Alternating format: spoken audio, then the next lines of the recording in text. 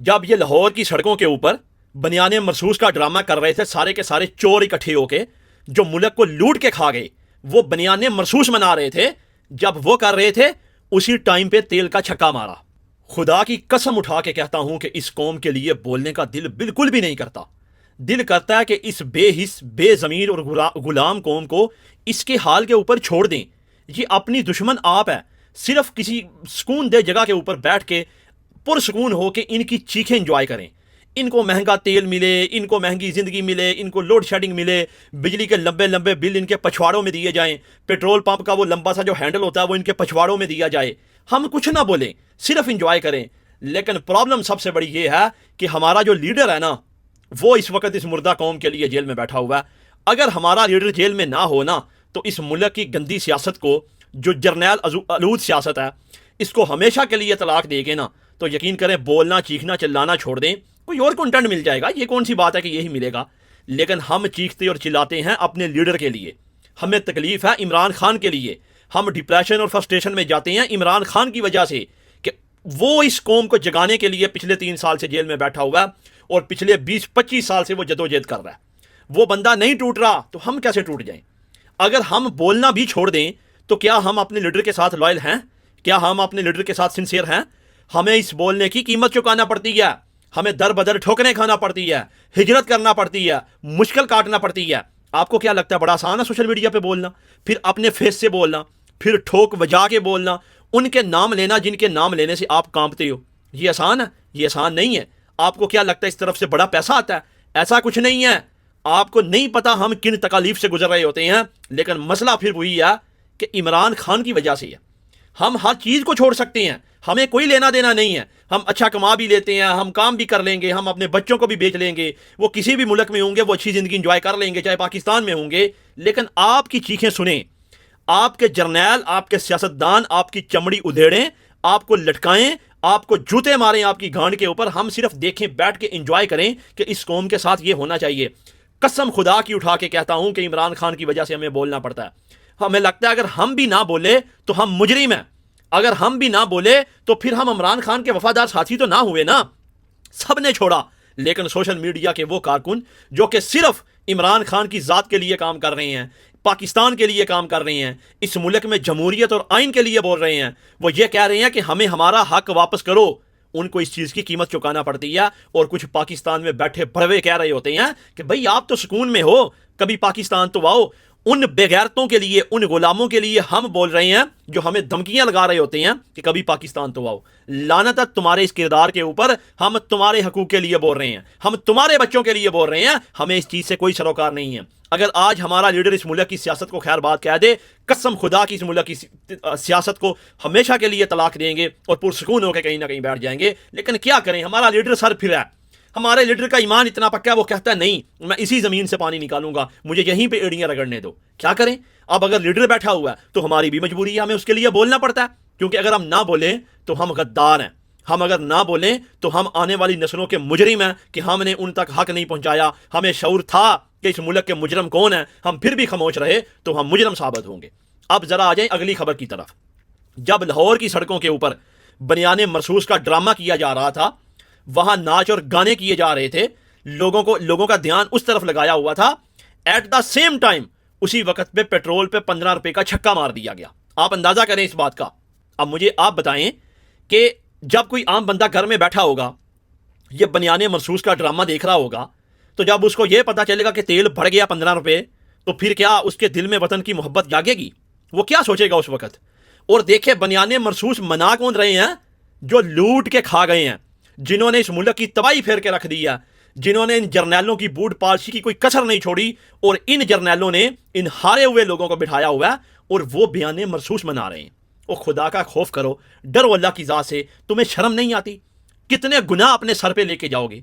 वो बनियाने मरसूस, वो अजीम कारनामा जो कि तारीख में लिखा जाएगा, अब तुमने चोरों के हवाले कर दिया। उन चोरों के जिन्होंने नस्लें मकरूज करके रख दी, जिन्होंने मुल्क को तबाही के उस दहाने पर ला खड़ा कर दिया कि मुझे नहीं लगता कि वापसी होगी इस मुल्क की। अगर इमरान खान आ जाए या कोई भी आ जाए, मुझे नहीं लगता कि इस मुल्क की मईशत कभी संभल पाएगी, जितना उजाड़ और जितनी तबाही मचा के रख दी है। हाँ जी, और ये बनियाने मरसूस बना रहे हैं। और उसी बनियाने मरसूस के अंदर कौम को 15 रुपए का फिर से फाना ठोका गया। वो तेल जो पहले ही पूरी दुनिया में सबसे महंगा, मजीद इस कौम के ऊपर बोझ डाला गया जंग का नाम लेके। अजीब जंग है मेरे भाई। हमला ईरान के ऊपर हो रहा है, कार इजराइल रहा है, हाथ जो है वो अमेरिका रहा है, इज्जत जो है वो चाइना और रशिया की बढ़ रही है, नाम जो है वो ईरान का बुलंद हो रहा है, और महंगाई किसमें हो रही है? पाकिस्तान में। कोई लेना देना नहीं है इनका इस जंग से। इनको तेल मिल रहा है, गैस मिल रही है, डीजल मिल रहा है, लेकिन लुटेरे जंग का नाम लेके अब तक 300 अरब डॉलर रुपया इस कौम से लूट चुके हैं, फिर भी इनके पेट नहीं भर रहे। ये सब इन जर्नैलों का कसूर है, नहीं तो ये सियासतदान ये चीज क्या है? इनको मिलता क्या है? इनको तो मिलती है वो जो कसाई एंड पे सब कुछ उतार के, वो जो गोशत से गंद उतार के फेंकता है ना कुत्तों के आगे, इनको तो वो मिलता है। असल माल तो वो जर्नैल लेके जाते हैं जिनका कोई नाम ही नहीं लेता। अब आप देखें कि इसके साथ मुल्क है ईरान। ईरान में इस वक्त पेट्रोल की प्राइस जो है वो तकरीबन 6 रुपए लीटर है। बात को गौर से सुने, सिर्फ पाकिस्तानी 6 रुपए लीटर ईरान में इस वक्त तेल बिक रहा है। उसकी वजह क्या है कि ईरान की आलमी मंडियों तक रसाई नहीं है। अमेरिका ने एक तो नाकाबंदी की है, दूसरी पाबंदियां लगाई हुई हैं। ईरान से तेल कौन खरीदता है? सिर्फ और सिर्फ चाइना। अच्छा, चाइना इतना तेल खरीदता कि उनको शायद किसी और को बेचने की जरूरत ही नहीं पड़ती, लेकिन इतना तेल है ईरान के अंदर कि वो तेल और गैस तो वो लोगों को फ्री दे रहे हैं और पेट्रोल दे रहे हैं 6 रुपए लीटर। अब आप मुझे बताएं पाकिस्तानियों, अगर वहां चाइना वहां से तेल लेके जा सकता है और सस्ता तेल बेच सकता है, और ये जो बदबख्त हमारे यहाँ अमेरिका के गुलाम, अमेरिका के जूते पॉलिश करने वाले, क्या ये वहां से तेल नहीं ले सकते ईरान से? और अगर ये लें तो वो तेल अगर ये 150-200 रुपए भी बेचें तो इनको कितनी बचत है? लेकिन मसला क्या आया कि बेगैरत है, अमेरिका की गुलामियों से बाहर नहीं निकल सकते। उससे इतनी भी बात नहीं कर सकते कि मेरे भाई हमने तुम्हारी सफारतकारी करवाई है, हमने तुम्हारी उनसे जो है ना वो सालसी करवाई है, हमें इतनी इजाज़त तो दो। लेकिन ये तो तब होगी ना जब इनको फिक्र होगी। इनको तो फिक्र है अपनी नजायज़ हुकूमत की, उस चीज़ की गारंटियां मांग रहे हैं ट्रंप से, और ट्रंप की गारंटियों की वजह से ये हुकूमत बची हुई है। इनको दुनिया में कोई कुछ नहीं कहता, हालांकि सबको पता कि ये हारे हुए लोग हैं।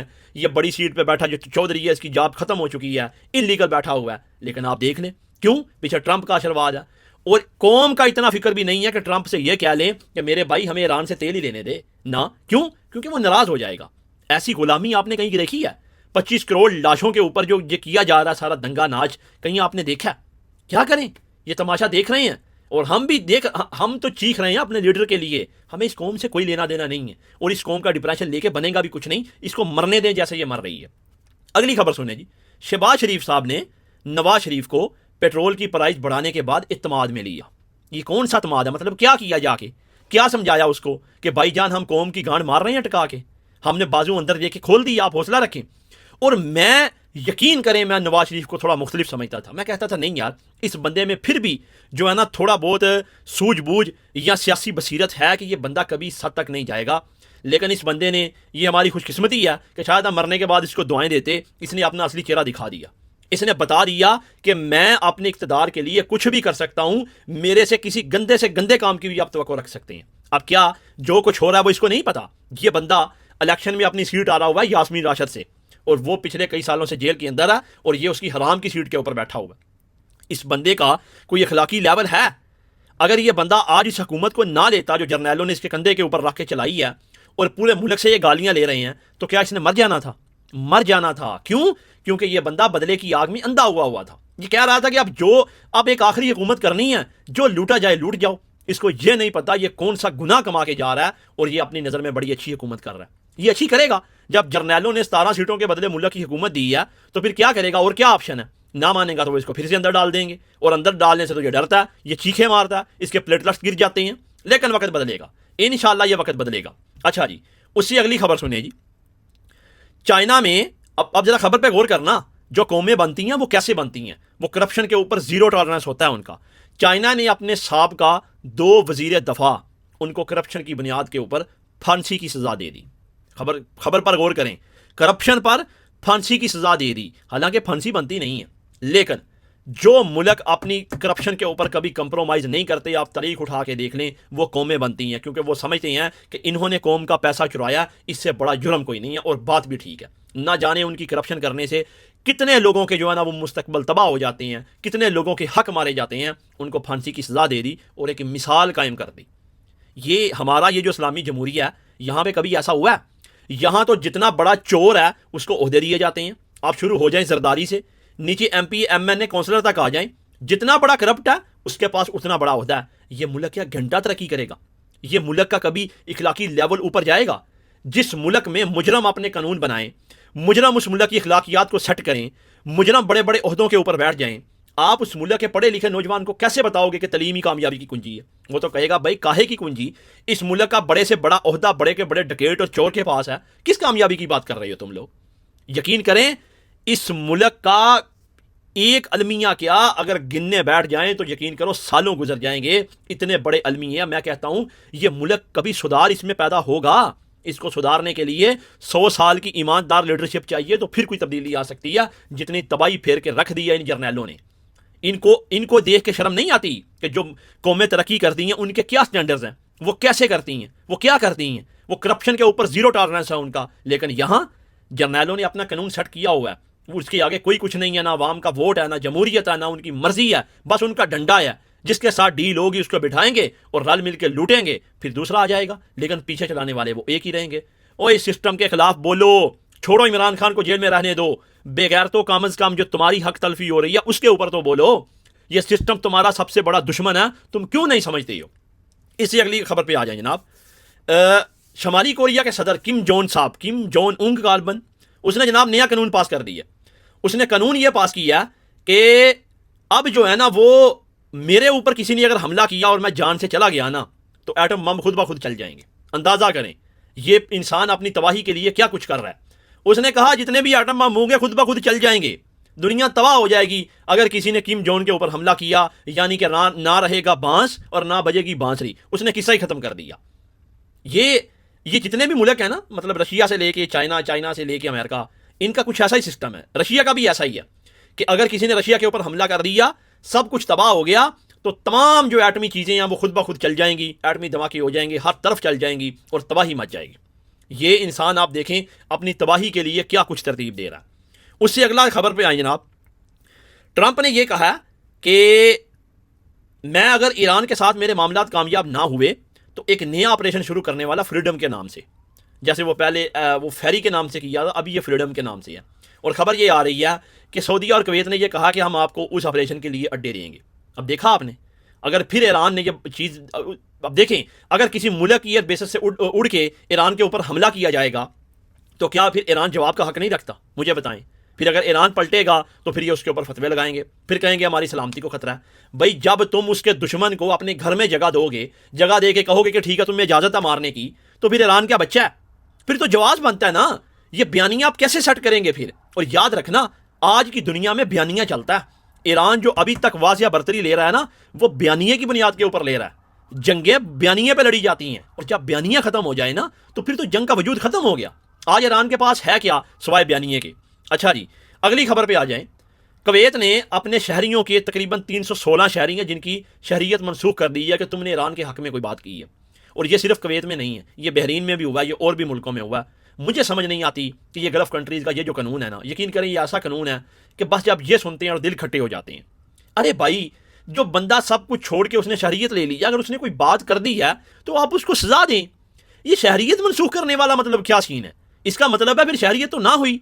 अगर आपने उसको अपने मुल्क में पासपोर्ट दे दिया तो कानून है ना, आप उस कानून को फॉलो करें। वो पासपोर्ट मनसूख करना ये मेरी समझ से बाहर बात है, और ये सिर्फ इन्हीं कंट्रीज़ में होता है। और सबसे आखिरी खबर ये है कि ईरानी सदर मसूद की अपने नए सुप्रीम लीडर मुज्तबा खामनाई से मुलाकात हुई है।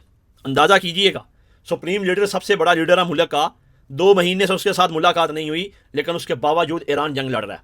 पासदारान इनकलाब के किसी लीडर की सदर या सुप्रीम लीडर से मुलाकात नहीं हुई, लेकिन 2 महीने से वो सुपर पावर के खिलाफ जंग लड़ रहे हैं। कैसा निज़ाम तरतीब दिया उन्होंने। यानी कि मैं बार बार कहता हूं कि ईरान कोई जंग की तैयारी आज से नहीं कर रहा, वो बरसों से कर रहा है। लेकिन आप देखें कि कैसे उसने मतलब जो है ना, वो 2 महीने किसी लीडरशिप की आपस में मुलाकात नहीं है, कोई कॉन्फ्रेंस नहीं है, कोई लाहे अमल नहीं है, उसके बावजूद वो जंग लड़ रहे हैं। क्योंकि उन्होंने पासदारान इनकलाब को तकरीबन 40 हिस्सों में डिवाइड कर दिया था और हर एक को उसका हक दे दिया था। उसको कह दिया था कि अगर सुप्रीम लीडर के साथ तुम्हारा राब्ता मुनक़ते हो जाए तो तुम्हारे फैसले तुम्हारे हाथ में हैं, तुम जो करो स्याह सफ़ेद, तुम्हें कोई पूछने वाला नहीं है, हमले करो इनके ऊपर जवाब। ये तरतीब दिया था। और यही मसला इन सब मुल्कों को लेके बैठ गया कि जब एक एक मुल्क के ऊपर 20-20 मिसाइल ठुके ना एक रात पे, तो फिर उनको समझ नहीं आ रही थी कि करना क्या आया। हमने तो सुप्रीम लीडर को हिट इसलिए किया था कि ये मामला ख़त्म हो जाएंगे, लेकिन ये मामला तो बढ़ गए। बाकी रही बात पाकिस्तान की इस गुलाम कौम की, तो यकीन करें दुख है सिर्फ खान साहब का। तंगी है हमें खान साहब की वजह से, हम चीखते और चिल्लाते हैं खान साहब की वजह से। हमारी डिप्रेशन, हमारा फ्रस्ट्रेशन, हमारी टेंशन है इमरान खान। हम दुआ करते हैं कि इमरान खान इस मुल्क की सियासत से निकल जाए और इस मुल्क को इन जर्नैलों के हवाले कर दे, फिर खान साहब और हम सुकून से बैठ के इस कौम की चीखें इंजॉय करें। लेकिन करें क्या, हमारा लीडर ज़मीर का कैदी है, वो कंप्रोमाइज़ नहीं करेगा, वो हुसैनी है, वो अपनी जान दे देगा, लेकिन इस रास्ते से पीछे नहीं हटेगा। और यही इमरान खान में वो चीज़ है जो दूसरों से उसको मुख्तलिफ करती है।